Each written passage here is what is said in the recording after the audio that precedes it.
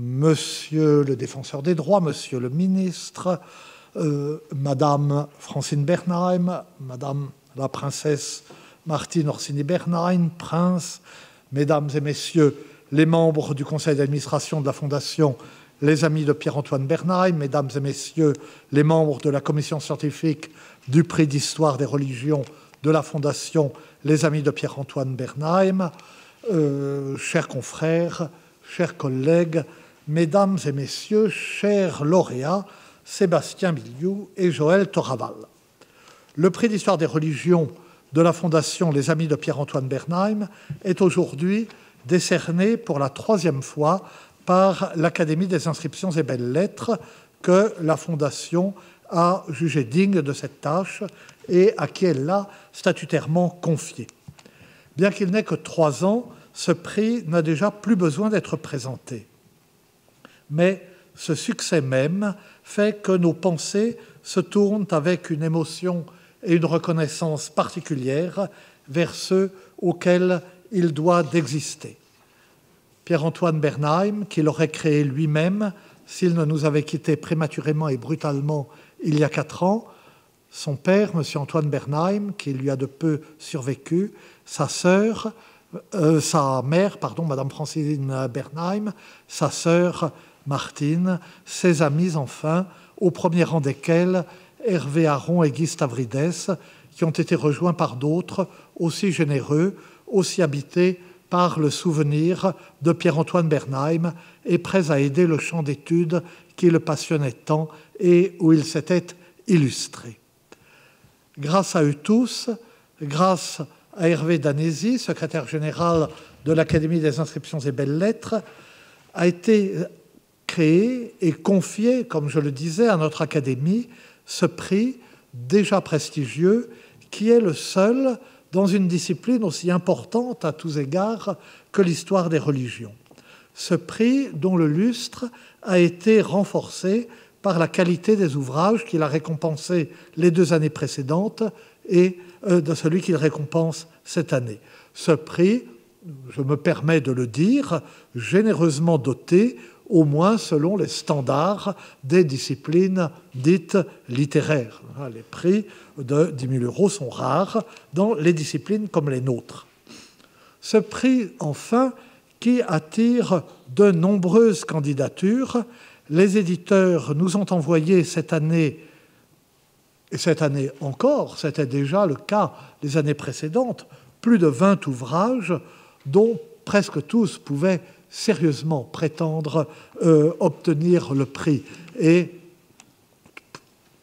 indépendamment de toutes les raisons qui nous ont conduits à récompenser le livre de Sébastien Billiou et Joël Toraval, et c'est une considération qui n'est pas du tout entrée en ligne de compte, mais nous sommes en plus heureux que CNRS Éditions voit un de ses livres couronné, et je salue ici le directeur de ces éditions, M. Jacques Baudouin. Les circonstances nous ont été particulièrement favorables, et particulièrement favorables cette année.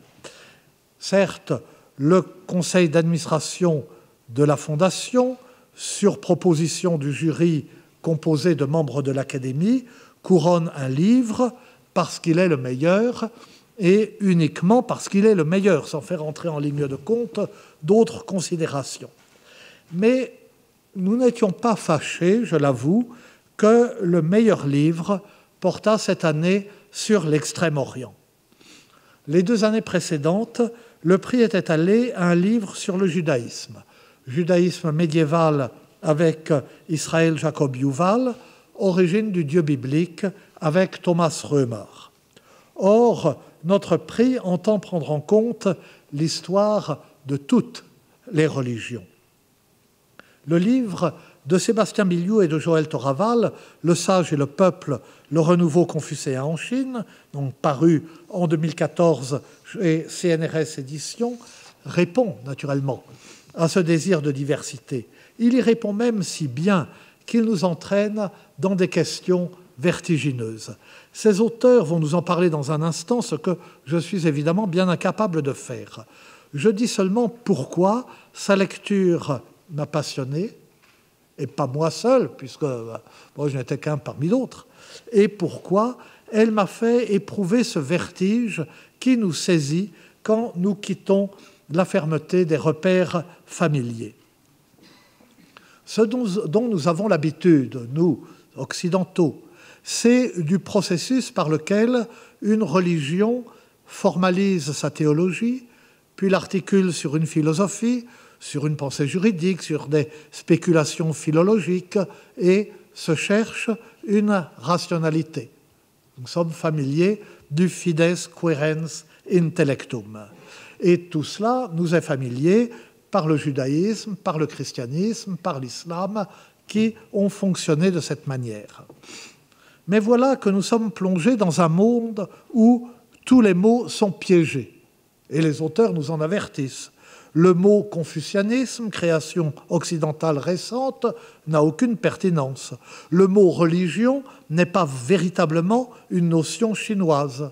Les trois parties du livre, qui correspondent en gros à l'aspect éducatif, à l'aspect religieux et à l'aspect rituel du confucianisme, ont une pertinence au regard de notions chinoises tellement chinoises que ces trois parties sont nommées en chinois dans le texte, etc. Je me fais peut-être légèrement plus bête que je ne suis, et ce qui est plus grave, je fais le livre moins clair qu'il n'est. Clair, il est admirablement et admirablement concret, car il repose sur une enquête de terrain sociologique et anthropologique en Chine continentale et à Taïwan. Mais surtout, ce qu'il montre et que révèle cette enquête, c'est que le renouveau confucéen n'est pas seulement l'effet d'un dessein politique mis en œuvre par le pouvoir, et d'ailleurs dans les deux Chines, mais que c'est en même temps et indépendamment un mouvement populaire, spontané, suscitant des initiatives variées et parfois extraordinairement efficaces de la part de personnes ordinaires, si je puis dire, non seulement des citoyens qui n'exercent pas de responsabilité particulière, mais encore des personnes à tous égards étrangères au monde lettré qui était celui du confucianisme ancien. Et le plus surprenant de tout est que chez ces personnes et dans ces milieux inattendus, le retour au confucianisme est parfois vécu comme une conversion, et comme une conversion à une sorte de religion que le confucianisme n'est pas. Là, c'est une... Enfin, je fais comme si je savais, n'est-ce pas, une forme de philosophie morale, et ce n'est plus le fides quaerens intellectum, c'est intellectus quaerens fidem. C'est en cela que nous sommes, encore une fois de notre point de vue occidental, en plein paradoxe. Voir sous nos yeux une religion naître d'une pensée morale ou d'une forme de philosophie, c'est quelque chose qui n'est pas banal. Alors, il y a bien les disciples d'Auguste Comte quelque part en Amérique du Sud, mais je ne ferai tout de même pas à Confucius l'injure de lui comparer Auguste Comte. Encore une fois, une religion qui devient au fil du temps une sorte de philosophie morale, ça nous savons ce que c'est. L'inverse est à nos yeux plus rare. L'inverse, ce n'est pas vraiment l'inverse, ce serait trop simple. Les cas de figure que nous décrivent les deux auteurs, qu'ils ont rencontrés au cours de leur enquête de terrain, ces cas de figure sont variés.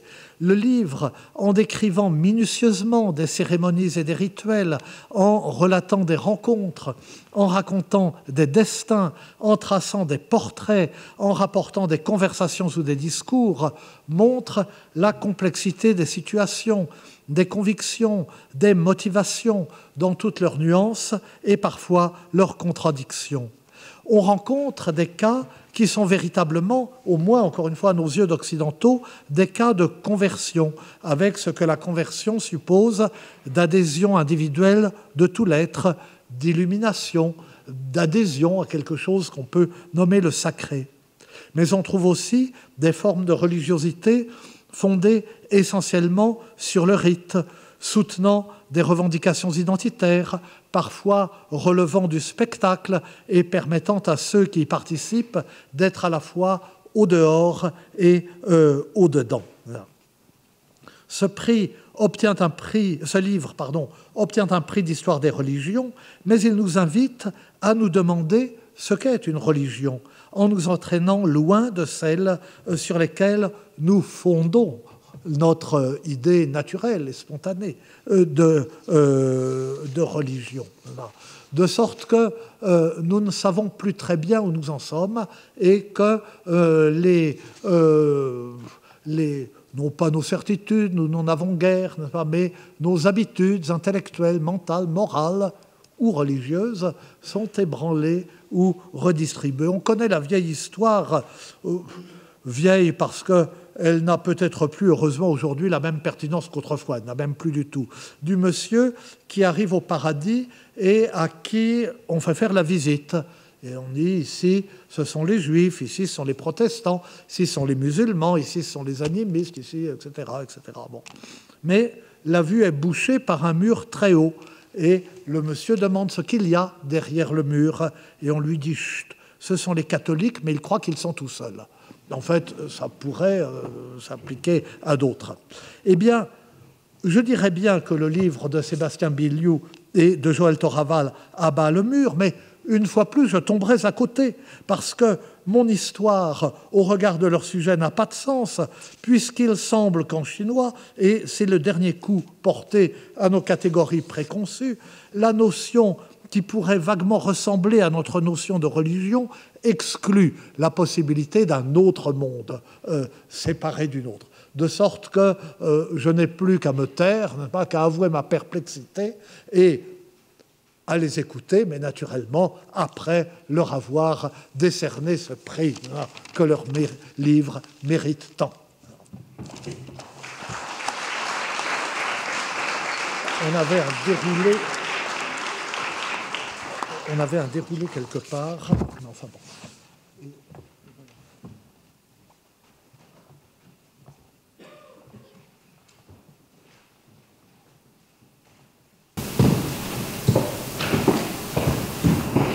Donc, je vous remets à la fois un parchemin et une médaille. Comme il n'est pas ouvert, pas bien vu, vous changerez, si par hasard il y a une erreur. Mais après cela, je vous invite à vous retourner pour que nous soyons immortalisés. Et si vous voulez, là, oui, vous le prenez comme cela, et puis ensuite, avec... voilà.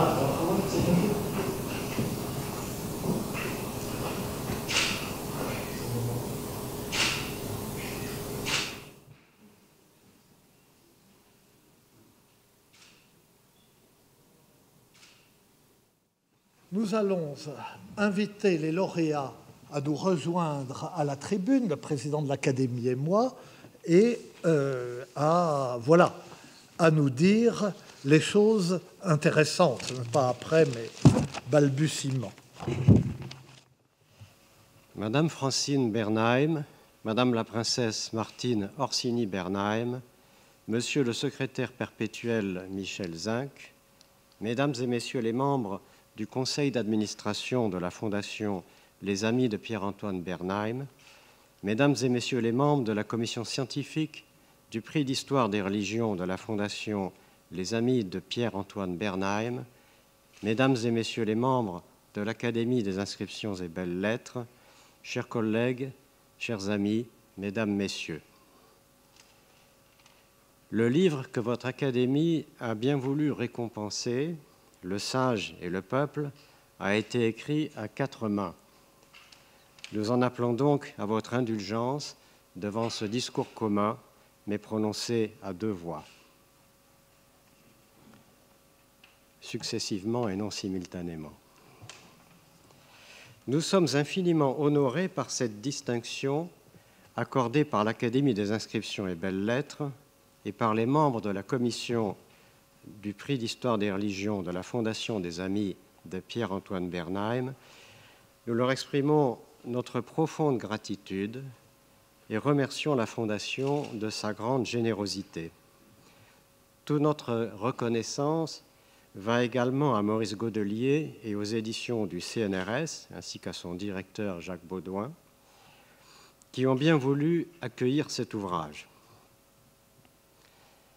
Nous sommes d'autant plus sensibles à ce prix qu'il reconnaît dans ce travail une perspective, l'histoire des religions, qui s'est progressivement affirmée comme par un développement nécessaire au cours d'une enquête à l'origine anthropologique. Nous allons essayer de dessiner rapidement ce parcours, qui est aussi une histoire faite de mémoire et d'amnésie multiples. Dans la Chine des années 1990, après les décennies de destruction massive de l'époque maoïste, ce qu'on appelait le confucianisme semblait réduit à une existence fantomatique. D'un côté, cette grande tradition renaissait de manière sourde dans le lent mouvement de reconstruction des communes, des structures communautaires ou lignagères qui affectaient alors les campagnes, sans qu'on éprouvât le besoin de se référer explicitement aux grands sages. De l'autre, un fragment de l'ancien enseignement, rendu autonome par l'université moderne sous le nom de philosophie confucéenne, faisait alors retour sur le continent. Développé à Hong Kong et Taïwan, ce discours nouveau redonnait vie au confucianisme comme philosophie morale, mais au prix de se couper de ses anciennes racines pratiques et rituelles. Quant à l'État, il ne souhaitait voir en Confucius que la figure modeste et ambiguë d'un éducateur. En somme, c'était une époque où les Chinois étaient souvent confucéens sans le savoir ou sans le reconnaître, et lorsqu'ils le reconnaissaient publiquement, il s'agissait surtout d'intellectuels ou d'universitaires. Avant la rédaction de ce livre, nous avions rencontré diverses facettes de cet univers fragmenté. L'un de nous s'était attaché à l'étude des pratiques populaires dans des villages du sud de la Chine où le nom de Confucius n'était jamais évoqué, en dépit de sa présence constante et quelque peu spectrale au sein des rituels lignagés. Puis, chacun de son côté, nous avions longuement exploré l'univers philosophique du mouvement néo-confucéen contemporain, illustré par des penseurs de premier plan comme Mo Tsung-san, capables de repenser dans un système ambitieux les héritages du kantisme et de la pensée chinoise. Au milieu des années 2000, nous avons décidé de nous intéresser ensemble à la nouvelle société urbaine de la Chine et au mouvement qui, en son sein, se réclamait expressément de l'idéal confucéen. L'attitude la plus répandue chez les spécialistes étrangers était alors de voir dans le nouveau confucianisme une simple idéologie de substitution.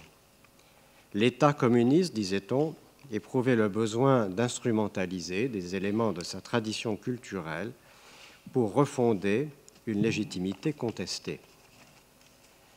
Sans méconnaître cette dimension propre à l'appareil politique, nous avons porté notre attention sur ce qui se nommait alors le Mintian Rutia, c'est-à-dire le confucianisme dans le peuple.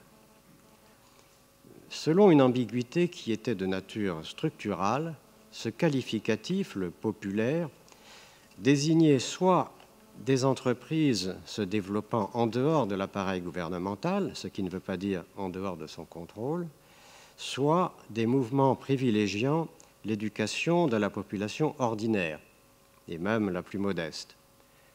L'appellation pouvait donc s'entendre soit dans un sens administratif, par opposition à l'État, soit dans un sens plus sociologique, par opposition aux élites, en particulier intellectuelles.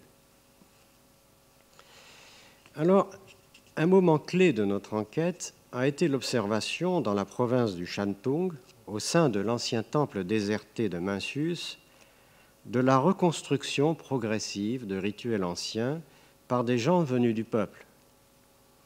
Dans cet espace réservé aux lettrés sous l'Empire, des techniciens, des maîtres d'école, d'anciens petits cadres ruraux s'efforçait de retrouver l'ancienne dimension sacrificielle du rite offert aux sages.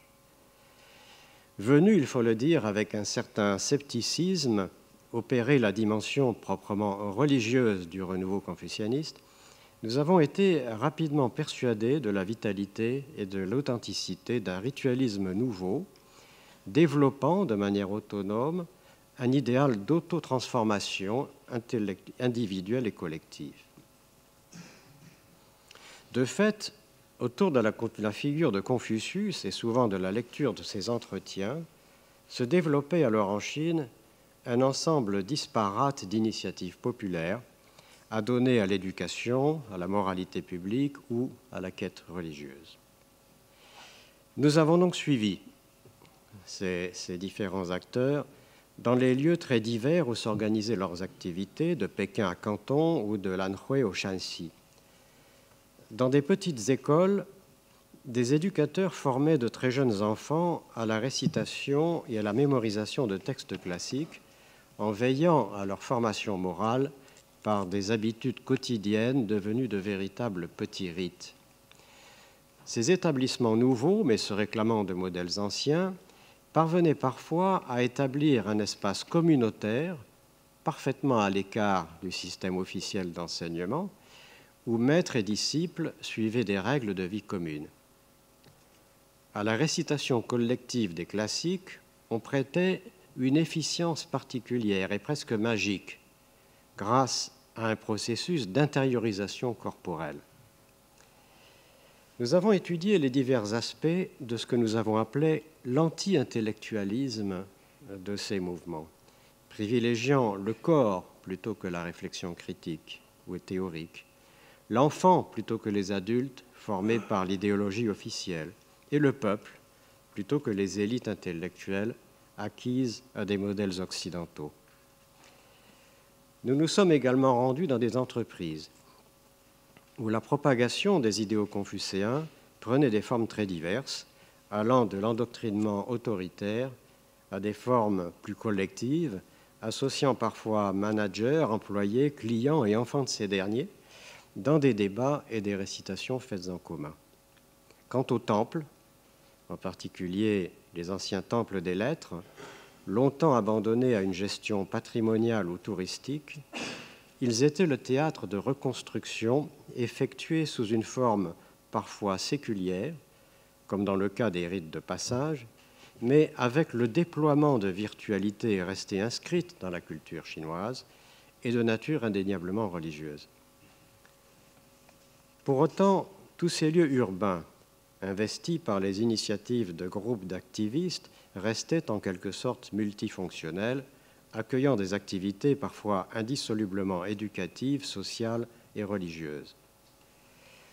C'est que l'observation du confucianisme populaire nous a permis de réaliser à quel point les catégorisations d'origine occidentale, qui avaient remodelé l'univers culturel chinois depuis plus d'un siècle, en autant de néologismes comme la science, la religion, la philosophie, était affecté dans les années 2000 d'une sorte de fluidité retrouvée après le gel dogmatique de la période maoïste. C'est aussi par une remise en question théorique et pratique de ces catégories que le confucianisme pouvait perdre une partie de son caractère diffus et fantomatique. Déjà, dans le monde académique et au sein de prestigieuses universités, s'affirmait la volonté de mettre en place des études nationales dont l'un des buts était de prétendre dispenser une formation cohérente à la tradition culturelle chinoise, rendue difficile par la dispersion excessive en disciplines importées et compartimentées telles que l'histoire, les belles-lettres ou la philosophie. Mais il était plus surprenant de constater combien les initiatives populaires soucieuses de promouvoir l'enseignement confucéen témoignaient aussi, à la base, d'un esprit comparable. Un exemple nous avait particulièrement frappé concernant la catégorie de philosophie, celui d'une entrepreneuse convertie au confucianisme après un passage par le bouddhisme et associant le personnel de son restaurant et ses clients à des causeries et à des récitations communes. Or, elle possédait dans sa bibliothèque les œuvres du philosophe Mo Tsung-san, dont nous avions tous les deux, Sébastien Billiou et moi, longtemps étudié la pensée. Ce penseur, mort en 1995, était l'exemple le plus accompli d'un effort de construction d'un système philosophique chinois édifié dans une référence constante à la logique et aux grandes philosophies de l'idéalisme allemand. C'était une surprise de voir cette militante lire ces ouvrages philosophiques par excellence d'une manière qui était parfaitement non philosophique. Ces textes étaient lus sans médiation, comme émanant non d'un philosophe mais d'un sage, héritier lui-même d'une lignée d'autres sages et même de saints. De fait, un des aspects notables de ce mouvement populaire était la reconstruction, au travers de relations de maître à disciple, de généalogies intellectuelles et spirituelles, réelles ou présumées. La catégorie la plus problématique était naturellement celle de religion, dont on sait combien elle s'adapte malaisément à des contextes culturels qui ne sont pas ceux de l'Europe moderne. La dimension religieuse du confucianisme était soit prudemment refusée, soit au contraire revendiquée, sans que les pratiques effectives soient nécessairement affectées par ces questions d'étiquette. La logique ritualiste permet en effet une plus ou moins grande extension au sein du mouvement d'auto-transformation de l'espace laissé aux dimensions invisibles de l'expérience. Malgré tout, aujourd'hui encore, le poids des catégories occidentales, devenues autant d'institutions, place les demandes de reconnaissance d'un confucianisme proprement religieux devant des choix difficiles. Faut-il se faire reconnaître comme sixième religion autorisée sur le modèle du christianisme ou du bouddhisme? Faut-il tenter de devenir une doctrine d'État au prix d'une alliance avec l'idéologie officielle? Ou faut-il apparaître comme la future religion civile de la Chine sur le modèle américain? Nous avons tenté de faire le relevé de ces différentes stratégies. Alors, au fur et à mesure que nous fréquentions ces groupes ou ces réseaux d'activistes, une double difficulté interprétative se faisait sentir. Et cela en raison d'un trop-plein ou au contraire d'un déficit de signification.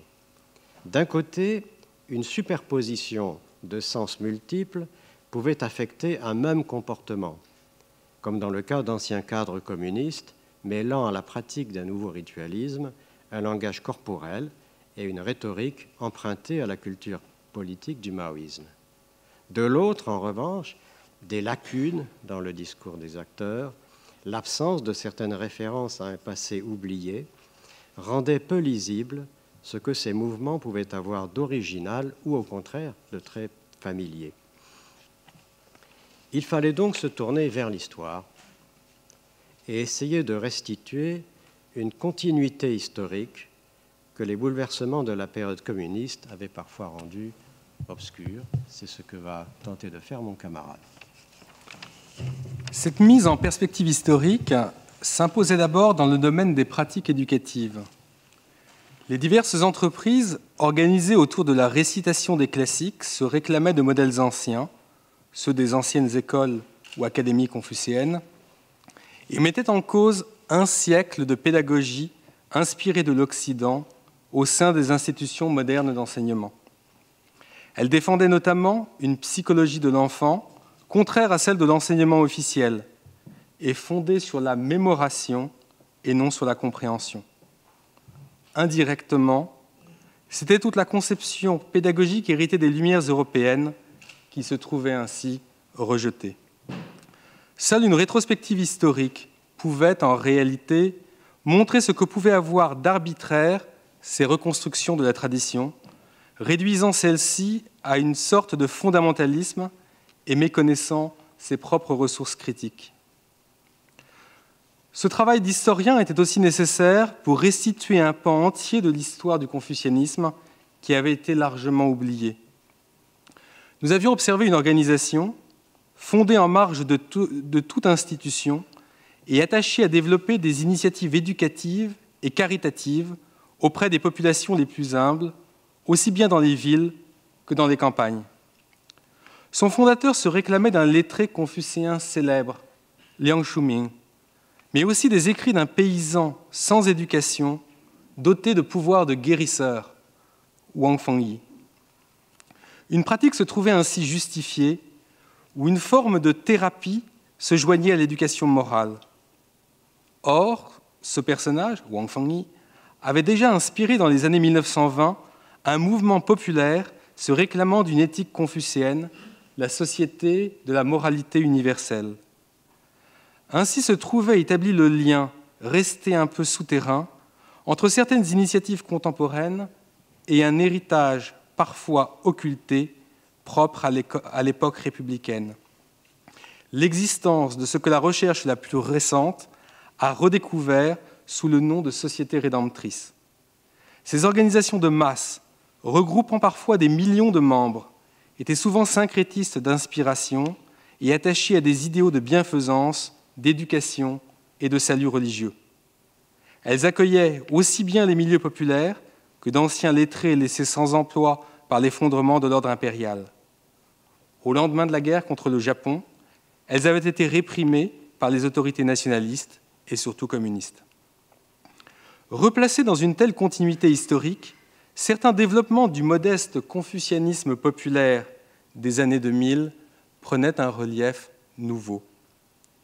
À l'écart des pratiques villageoises, comme du savoir des professeurs, cet épisode négligé laissait apparaître une virtualité, celle d'un confucianisme s'adressant aux nouvelles classes urbaines et susceptible de prendre une dimension de masse.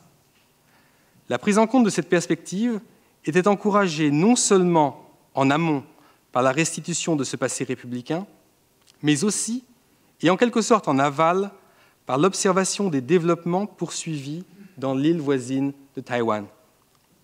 Depuis la fin de la loi martiale en 1988, la démocratisation de la société taïwanaise s'est accompagnée de ce que le sociologue Richard Madsen a appelé une véritable renaissance religieuse.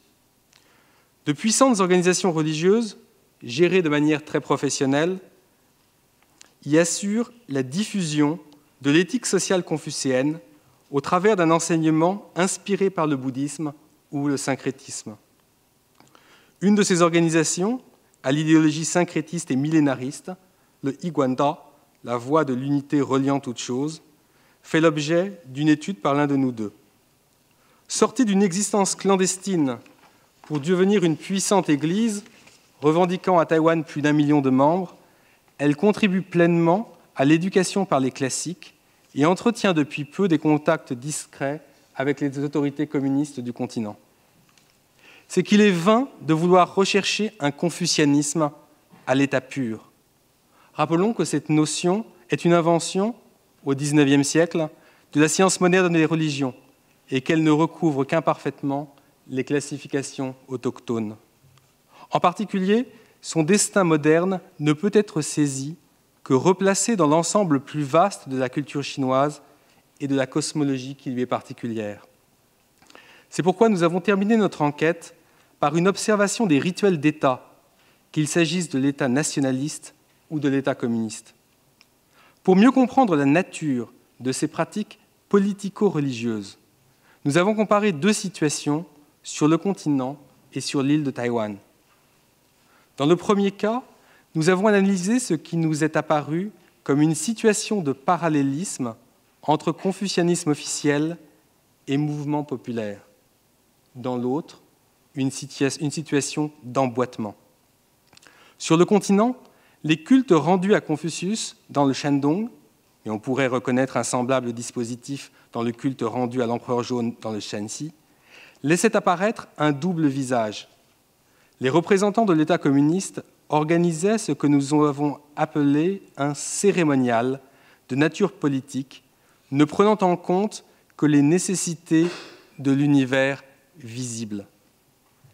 À l'écart de ces activités officielles, en revanche, des initiatives populaires, traditionnelles ou réinventées, se traduisait par de véritables rituels de nature sacrificielle qui s'adressaient aussi aux puissances invisibles. Les multiples contaminations mutuelles existant entre le populaire et l'officiel n'atténuaient pas la netteté de cette double polarité. À Taïwan, en revanche, un nouage différent entre le politique et le religieux a attiré notre attention. En 2011, sur une place de Taipei, une cérémonie en l'honneur du centenaire de la République de Chine, réunissant les plus hautes autorités de l'État, était organisée dans le cadre d'une vaste manifestation religieuse. Le cérémonial proprement politique était comme enchâssé dans un rituel de sacrifice au ciel qui avait été mis en place par l'organisation syncrétiste du Iguanda, dont il a déjà été question. L'actuel président de la République, Ma Ying-jeou, venu prononcer un discours très idéologique, était également l'un des officiants de ce rite sacrificiel. En somme, et selon un héritage cosmologique très ancien, les dimensions visibles et invisibles de l'univers se trouvaient associées dans une pratique commune. C'est au terme de cette comparaison entre ces deux types de cérémonies, organisées par des pouvoirs communistes ou nationalistes, que nous avons présenté quelques remarques sur la singularité et les limites au sein du monde chinois du processus que l'Europe connaît sous le nom de sécularisation. Comment conclure, sinon en reconnaissant que notre propre recherche a été, en quelque sorte, rattrapée par l'histoire, cette histoire que votre Académie a toujours tenu à honorer. Relisant près de 10 ans plus tard les résultats initiaux de notre travail de terrain, nous y reconnaissons aujourd'hui la singularité d'une conjoncture spécifique et déjà passée, celle des années 2000. Cette histoire se poursuit aujourd'hui sous nos yeux, dans des développements qui ne cesseront, nous en sommes sûrs, de susciter notre étonnement. Nous vous remercions de votre attention.